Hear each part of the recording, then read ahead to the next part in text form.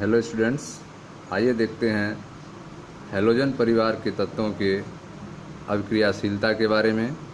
तो पहला है आपका हाइड्रोजन के प्रति अभिक्रियाशीलता। हैलोजन परिवार के तत्वों का हाइड्रोजन के प्रति अभिक्रियाशीलता, समझे ध्यान से। ये सभी हाइड्रोजन के साथ अभिक्रिया कर हाइड्रोजन हैलाइड बनाती हैं। तो आप देख रहे हैं कि जो वर्ग 17 के तत्व हैं अर्थात हैलोजन, वे जो हैं हाइड्रोजन के साथ अभिक्रिया करती हैं और हाइड्रोजन हैलाइड बनाती हैं। परंतु फ्लोरीन से आयोडीन तक हाइड्रोजन के प्रति बंधुता में कमी आती है। जब हम फ्लोरीन से नीचे जाते हैं आयोडीन तक, ठीक है, फ्लोरीन, क्लोरीन, ब्रोमीन और आयोडीन, तो बंधुता में जो है वह कमी आती है। तो आप देख रहे हैं कि ये सभी हाइड्रोजन के साथ अभिक्रिया करके हाइड्रोजन हैलाइड बनाती हैं, HX बनाती हैं। परंतु फ्लोरीन से आयोडीन तक हाइड्रोजन के प्रति बंधुता में कमी आती है। हाइड्रोजन हैलाइड जल में विलेय होकर हाइड्रोहैलिक अम्ल बनाते हैं। तो आप देख रहे हैं जो हाइड्रोजन हैलाइड है, HX हैं, वे जल में विलेय होकर हाइड्रोहैलिक अम्ल बनाते हैं। हाइड्रोजन हैलाइड जल में विलेय होकर हाइड्रोहैलिक अम्ल बनाते हैं, ठीक है। हाइड्रोजन हैलाइडों के कुछ गुणों को सारणी 7.9 में दिया गया है। तो ध्यान से देखें, यह आपका सारणी 7.9 है। इसमें हाइड्रोजन हैलाइड के कुछ गुणों के बारे में यहाँ पे दिया गया है। देखें ध्यान से, हाइड्रोजन हैलाइडों के गुण। तो पहला दिया है आपका गलनांक, ठीक है। यह आपके हाइड्रोजन हैलाइड हैं, hydrogen fluoride, hydrogen chloride, hydrogen bromide और आपका है हाइड्रोजन आयोडाइड, ठीक है। पहला जो है आपका क्वथनांक है, गलनांक है, फिर क्वथनांक है। तो गलनांक आपका केल्विन में दिया हुआ है, गलनांक केल्विन में दिया हुआ है। तो आपका हाइड्रोजन फ्लोराइड का जो गलनांक है वो है 190 केल्विन, ठीक है। हाइड्रोजन क्लोराइड का है 159 केल्विन, हाइड्रोजन ब्रोमाइड का है 185 केल्विन और हाइड्रोजन आयोडाइड का है 222 केल्विन, ठीक है। तो यह आप देख रहे हैं कि जो गलनांक है हाइड्रोजन हैलाइडों का, वह जो है फ्लोरीन से लेकर आयोडीन तक बढ़ रहा है, ठीक है।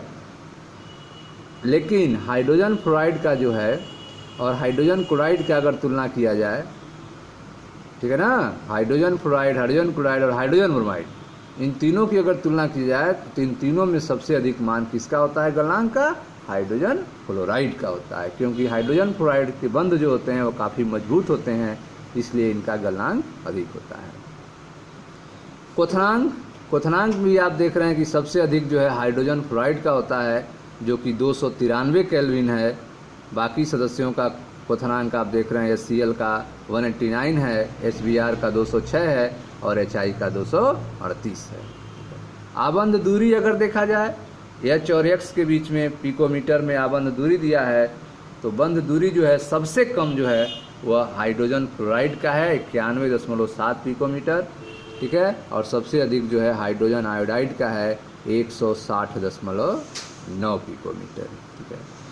वियोजन एंथैल्पी जो है, वियोजन एंथैल्पी इनका देखा जाए किलोजूल पर मोल में, डेल्टा H वियोजन एंथैल्पी को, तो आप देख रहे हैं वियोजन एंथैल्पी जो है सबसे अधिक जो है आपका हाइड्रोजन फ्लोराइड का है 574 किलोजूल पर मोल, ठीक है। और सबसे कम जो है आपका हाइड्रोजन आयोडाइड का है 295 किलोजूल पर मोल, ठीक है। पीक की A का मान देखा जाए तो आप देख रहे हैं कि सबसे अधिक जो है -10 HI का है, HF का 3.2 है, HCl का -7 है और HBr का -9.5 है, ठीक है।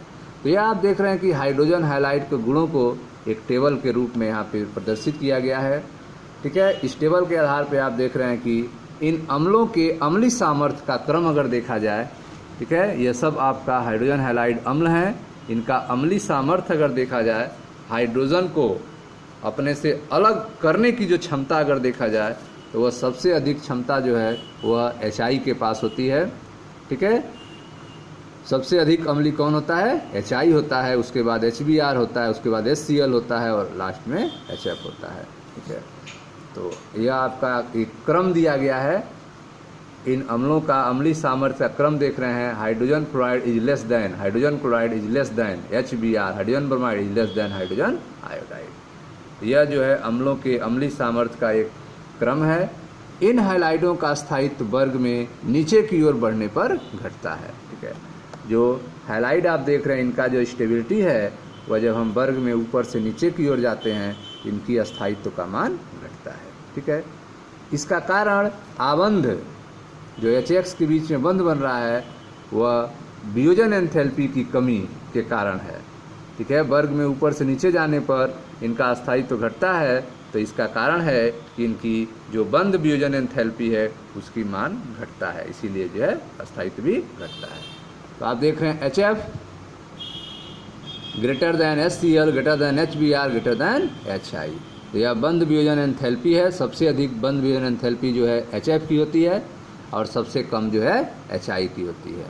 ठीक है, तो सबसे कम अस्थाई जो होगा वह HI होगा और सबसे अधिक अस्थाई जो होगा HF होगा। ठीक है, तो यह था आपका हाइड्रोजन के प्रति अभिक्रियाशीलता के बारे में। अब देखते हैं ऑक्सीजन के प्रति अभिक्रियाशीलता जो है वह हैलोजन परिवार के तत्वों के द्वारा कैसे होती है। तो ऑक्सीजन के प्रति अभिक्रियाशीलता, हैलोजन ऑक्सीजन से संयोग कर बहुत से ऑक्साइड बनाते हैं। ठीक है, तो आप देख रहे हैं हैलोजन्स जो हैं वे ऑक्सीजन से संयोग करते हैं और बहुत से ऑक्साइड बनाते हैं, परंतु इनमें से अधिकांश अस्थायी होते हैं। ठीक है, जो ऑक्सीजन से मिलकर ऑक्साइड बनता है उसमें से अधिकांश कैसे होते हैं? अस्थायी होते हैं, अनस्टेबल होते हैं। फ्लोरीन जो है वह दो ऑक्साइड बनाता है ऑक्सीजन से मिलकर, OF2 तथा O2F2। ठीक है, फ्लोरीन जो है वो ऑक्सीजन से मिलकर दो ऑक्साइड बनाता है OF2 तथा O2F2, परंतु केवल OF2 ही 298 केल्विन ताप पर अस्थायी होता है। ठीक है, तो आप देख रहे हैं कि फ्लोरीन जो है वह दो ऑक्साइड बनाता है OF2 और O2F2, लेकिन केवल OF2 ही 298 केल्विन ताप पर अस्थायी होता है। ठीक है, ए ऑक्साइड आवश्यक रूप से ऑक्सीजन फ्लोराइड है। ठीक है, ए ऑक्साइड आवश्यक रूप से ऑक्सीजन फ्लोराइड है क्योंकि फ्लोरीन की विद्युत ऋणात्मकता ऑक्सीजन से अधिक है। ठीक है, फ्लोरीन की अगर विद्युत ऋणात्मकता देखा जाए तो वह ऑक्सीजन से अधिक होती हैं, अर्थात ए ऑक्साइड जो हैं वे ऑक्सीजन वास्तव में क्या हैं? ऑक्सीजन फ्लोराइड हैं। ठीक है, ये दोनों प्रबल ठीक है, ये दोनों प्रबल फ्लोरिनन कारक हैं। ठीक है, ये दोनों क्या हैं? प्रबल फ्लोरिनन कारक हैं। O2F2 प्लूटोनियम को PuF6 में ऑक्सीकृत कर देता है। ठीक है, तो यह जो आप देख रहे हैं कि फ्लोरीन का जो दूसरा ऑक्साइड है O2F2, यह जो है प्लूटोनियम को PuF6 में ऑक्सीकृत कर देता है। इस प्रकार इस अभिक्रिया का उपयोग भुक्तभेष नाभिकीय ईंधन से प्लूटोनियम को PuF6 के रूप में हटाने हेतु किया जाता है। ठीक है, तो आप देख रहे हैं O2F2 का यूज जो है वह भुक्तभेष नाभिकीय ईंधन से प्लूटोनियम को PuF6 के रूप में हटाने के लिए किया जाता है। ठीक है, आगे देखते हैं। क्लोरीन, ब्रोमीन तथा आयोडीन भी ऑक्साइड बनाते हैं। ठीक है, क्लोरीन, ब्रोमीन और आयोडीन भी ऑक्साइड बनाते हैं, जिनमें इन हैलोजनों की ऑक्सीकरण संख्या +1 से +7 तक होती है। ठीक है, तो आप देख रहे हैं कि क्लोरीन, ब्रोमीन, आयोडीन भी ऑक्साइड बनाते हैं, जिनमें इनकी ऑक्सीकरण संख्या +1 से लेकर +7 तक होती है।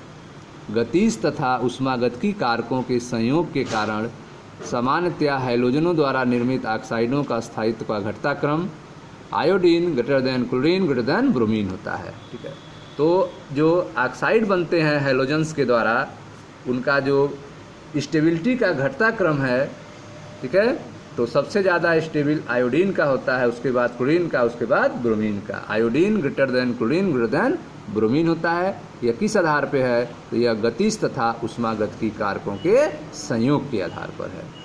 आयोडीन के ऑक्साइडों के अधिक अस्थायित्व का कारण, ठीक है, आयोडीन आप देख रहे हैं कि सबसे अधिक अस्थायी है, तो आयोडीन के ऑक्साइडों का अधिक अस्थायित्व का कारण ऑक्सीजन एवं आयोडीन के मध्य बंध की अधिक ध्रुवता है।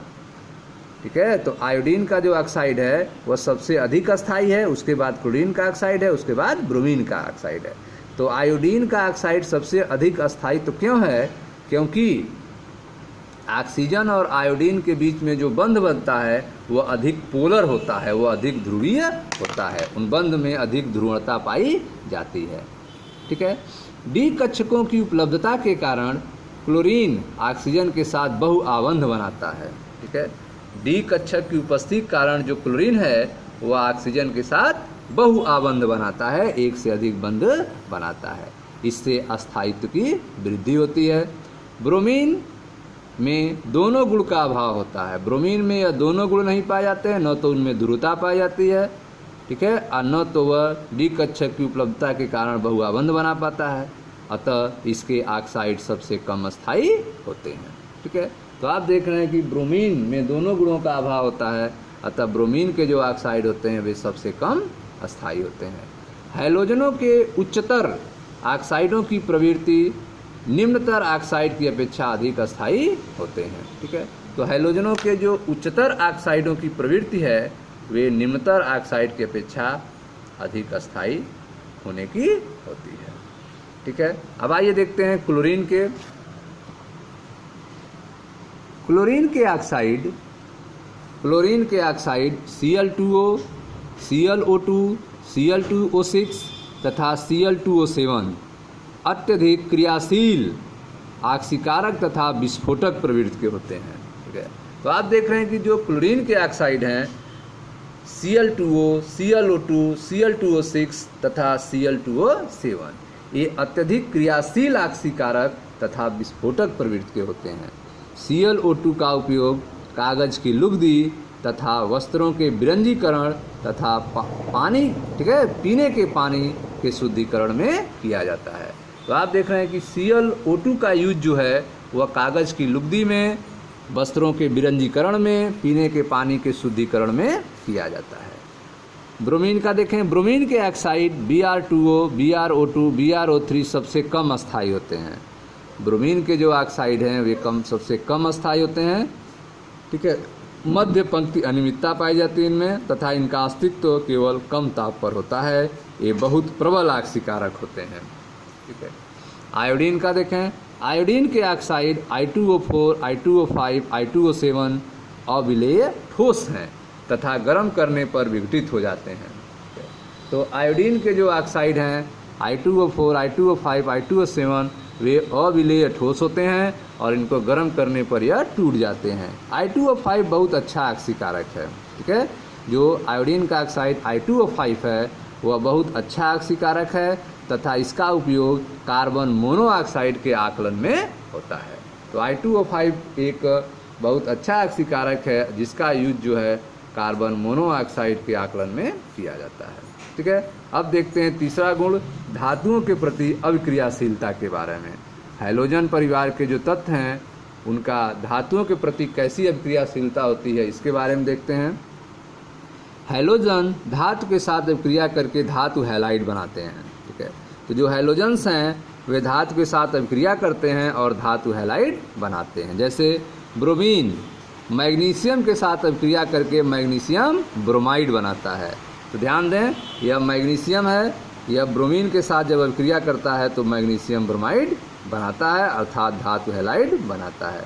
हैलाइड के आयनिक गुण इस क्रम में कम होते हैं। हैलाइड के जो आयनिक गुण हैं उसके घटने का क्रम आप देखें, MF, ठीक है, greater than MCl, greater than MBr, greater than Mi।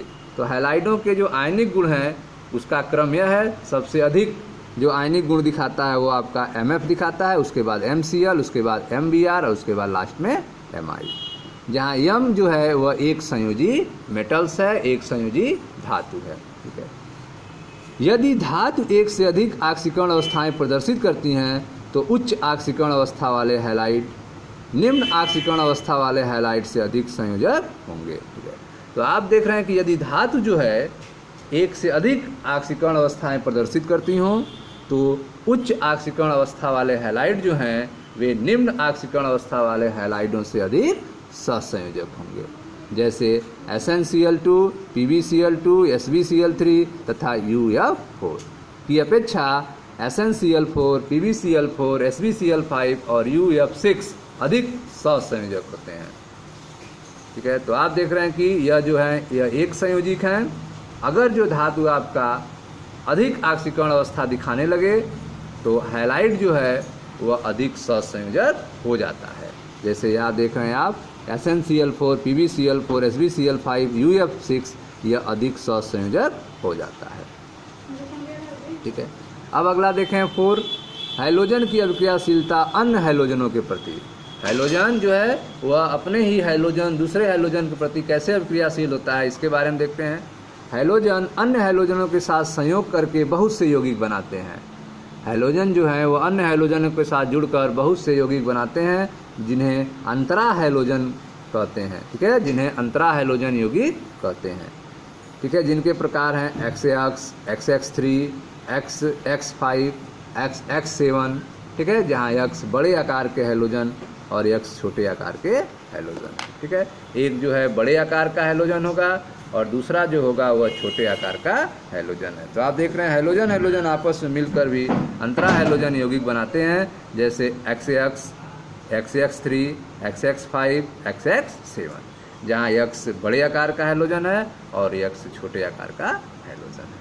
ठीक है, तो इस तरह से आपने देखा हैलोजन परिवार के तत्व जो है वे हाइड्रोजन के प्रति कैसे अभिक्रियाशीलता दिखाते हैं, ऑक्सीजन के प्रति कैसे अभिक्रियाशीलता दिखाते हैं, धातुओं के प्रति कैसे अभिक्रियाशीलता दिखाते हैं और हैलोजन की अभिक्रियाशीलता अन्य हैलोजनों के प्रति कैसे होती है। अब एक क्वेश्चन देख लेते हैं, एग्जाम्पल में दिया हुआ है फ्लोरीन केवल -1 ऑक्सीकरण अवस्था प्रदर्शित करता है, जबकि अन्य हैलोजन जो हैं वह +1, +3, +5 तथा +7 ऑक्सीकरण अवस्था भी प्रदर्शित करते हैं। व्याख्या कीजिए। तो हमने आपको बताया था कि फ्लोरीन के पास d ऑर्बिटल नहीं पाया जाता है, जबकि अन्य हैलोजनों के पास d ऑर्बिटल पाया जाता है। अतः अन्य हैलोजन जो है अपनी ऑक्सीकरण अवस्था को बढ़ा सकते हैं, बदल सकते हैं, जबकि फ्लोरीन ऐसा नहीं कर सकता है। तो आंसर देखें, फ्लोरीन सबसे अधिक विद्युत ऋणात्मक तत्व है तथा कोई धनात्मक ऑक्सीकरण अवस्था प्रदर्शित नहीं कर सकता है। दूसरे हैलोजन में डी कक्षक होते हैं, दूसरे हैलोजनों में डी कक्षक होते हैं, वह अपने अष्टक का विस्तार करके +1, +3, +5 या +7 ऑक्सीकरण अवस्था प्रदर्शित कर सकते हैं। तो आपने देखा कि फ्लोरीन जो है वह सबसे अधिक विद्युत ऋणात्मक तत्व होता है। फ्लोरीन जो है वह हैलोजन परिवार में सबसे अधिक विद्युत ऋणात्मक तत्व है तथा कोई धनात्मक ऑक्सीकरण अवस्था प्रदर्शित नहीं करता है। केवल इसकी ऑक्सीकरण संख्या जो है -1 होती है, जबकि जो दूसरे हैलोजन्स होते हैं उनमें डी कक्षक उपस्थित होते हैं और वह अपने अष्टक का विस्तार करते हैं और +1, +3, +5 तथा +7 ऑक्सीकरण अवस्थाएं प्रदर्शित करते हैं। ठीक है स्टूडेंट्स, तो यह था आपका हैलोजन परिवार का हाइड्रोजन के प्रति अभिक्रियाशीलता, ऑक्सीजन के प्रति अभिक्रियाशीलता, धातुओं के प्रति अभिक्रियाशीलता और हैलोजन की अभिक्रियाशीलता अन्य हैलोजनों के प्रति। ठीक है स्टूडेंट्स, अब आप इसका रिवीजन कीजिए। ठीक है, नेक्स्ट वीडियो में हम आपको क्लोरीन बनाने की विधि, गुण और उपयोग के बारे में एक्सप्लेन करेंगे। वीडियो का आप रिवाइज करें, लाइक करें, शेयर करें, चैनल को सब्सक्राइब करें। धन्यवाद।